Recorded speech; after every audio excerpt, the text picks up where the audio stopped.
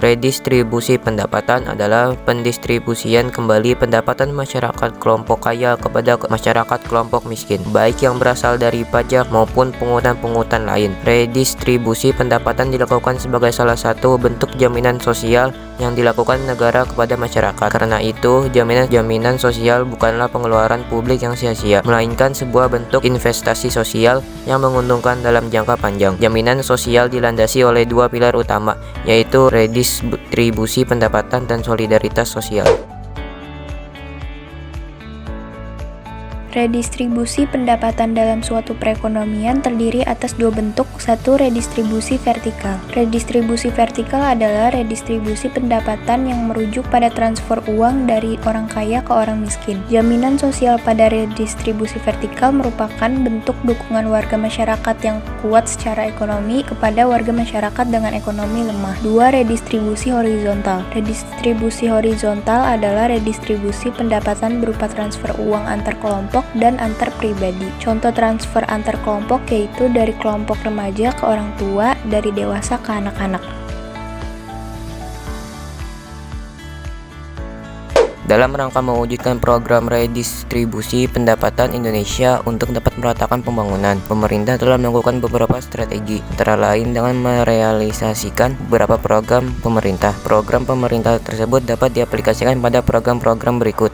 1. Program pemberian jaminan akses kebutuhan dasar bagi rakyat bawah.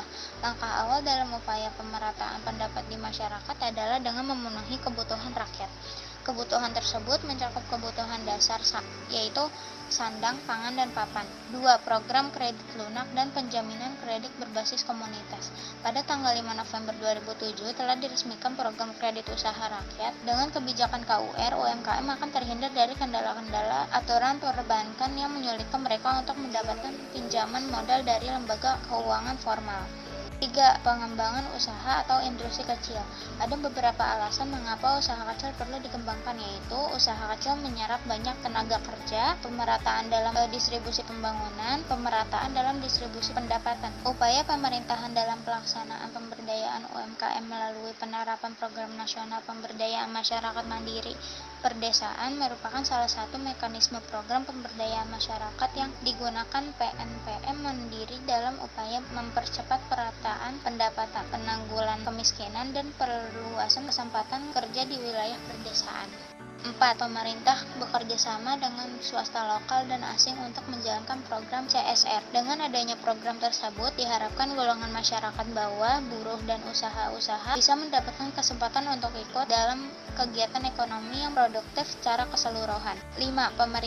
Pemerintah konsisten dalam mewujudkan kebijakan penegakan hukum dan keadilan ekonomi dalam menciptakan pembagian pendapatan di golongan masyarakat yang lebih merata dan berperan aktif dalam pelaksanaan program pemerintahan pendapatan di masyarakat untuk menciptakan lapangan kerja secara luas demi terciptanya pemerataan pendapatan. 1. Pengenaan pajak. Pengenaan pajak adalah salah satu cara pemerintah dalam redistribusi pendapatan. Terdapat banyak jenis pajak di Indonesia, seperti pajak penghasilan, pajak kendaraan bermotor, pajak terhadap barang mewah, dan lain-lain. 2.